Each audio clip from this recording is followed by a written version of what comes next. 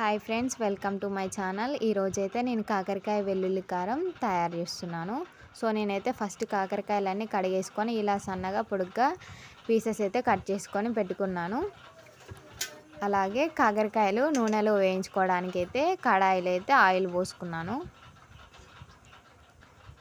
చాలామంది చిన్నపిల్లలు ఎవరైనా కాకరకాయని ఇష్టపడరు, చేదుగా ఉంటుందని. సో ఇలా చేయడం వల్ల చేదు అనేది ఉండదు, ఇష్టపడి తింటారండి. నేనైతే ఇలా ట్రై చేశాను. ఆయిల్ వేడయ్యాక ఇలా ముందుగా కట్ చేసుకొని పెట్టుకున్న కాకరకాయ పీసెస్ని అయితే నేను నూనెలో వేయించుకుంటున్నాను. పూర్తిగా పచ్చివాసన పోయే వరకు వేయించుకొని మంచిగా ఇలా దూరగా వేయించుకోవాలండి. చేదు అనేది అస్సలు ఉండదండి, పిల్లలు కూడా ఇష్టపడి తింటారు. మొత్తం కాకరకాయలు అయితే ఇలా వేయించుకొని పెట్టుకోవాలి. అలాగే వెల్లుల్లి కారం నేను తయారు చేసుకోవడానికి ఒక 3 టేబుల్ స్పూన్స్ అయితే కారం తీసుకున్నాను. వెల్లుల్లిపాయలు తీసుకున్నాను. వెల్లుల్లిపాయలు క్వాంటిటీ ఎక్కువ తీసుకోవడం వల్ల టేస్ట్ కూడా చాలా బాగుంటుంది. సో వెల్లుల్లిపాయలు ఎంత ఎక్కువ తీసుకుంటే అంత బాగుంటుందండి వెల్లుల్లి కారం టేస్ట్. అలాగే సరిపడా అయితే నేను సాల్ట్ తీసుకున్నాను. వాటిని వెల్లుల్లి కారాన్ని మిక్సీకి వేసుకొని పెట్టుకోవాలి. అలాగే అదే కడాయిలో నేను పోపు చేసుకోవడానికి ఆయిల్ వేడయ్యాక కాస్త జీలకర్ర వేసుకున్నాను.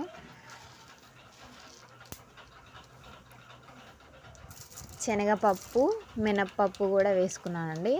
మేము శనగపప్పు, మినప్పప్పు కూడా ఎక్కువనే తీసుకుంటామండి. అలాగే కరివేపాకు కూడా ఇలా వేసుకొని చాలా దూరగా అయ్యేలా వేయించుకొని చేసుకుంటే చాలా కరివేపాకు కూడా క్రిస్పీగా ఉంటుంది. అలాగే లైట్గా పసుపు తీసుకున్నాను. పసుపు కూడా లైట్గా తీసుకుంటే సరిపోతుందండి, మరీ ఎక్కువ తీసుకొని అవసరం లేదు. సో నేనైతే లైట్గానే తీసుకున్నాను. ఇలా కరివేపాకు కూడా దూరగా వేయించుకోవాలి బాగా పూర్తిగా. నేను ఫైనల్గా అయితే స్టవ్ అయితే ఆఫ్ చేశానండి. సో వెల్లుల్లి కారం డైరెక్ట్ స్టవ్ ఆఫ్ చేయకుండా వేసుకుంటే కారం అనేది మాడిపోతుంది. సో నేనైతే స్టవ్ అయితే ఆఫ్ చేసుకొని పోపు చల్లారాక ఇలా ముందుగా తయారు చేసుకొని పెట్టుకున్న వెల్లుల్లి కారంని అయితే వేసుకున్నాను. వేసుకొని ఇలా పూర్తిగా అయితే కలుపుకున్నాను.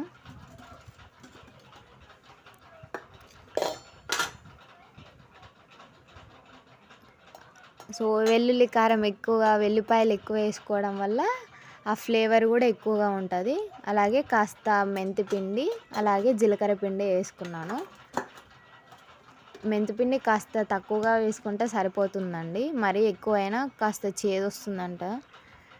సో నేనైతే తక్కువనే వేసుకున్నాను. అలాగే కాస్త ధనియాల పౌడర్ వేసుకున్నాను. అలాగే ఫైనల్గా నేను వేయించుకొని పెట్టుకున్న కాకరకాయ ముక్కలను అయితే వేసుకున్నాను. వేసుకొని పోపులో ఇలా కలుపుకోవాలి. ఇలా కాకరకాయ వెల్లుల్లి కారం అయితే ఈజీగా పిల్లలు ఇష్టపడే విధంగా తింటారండి.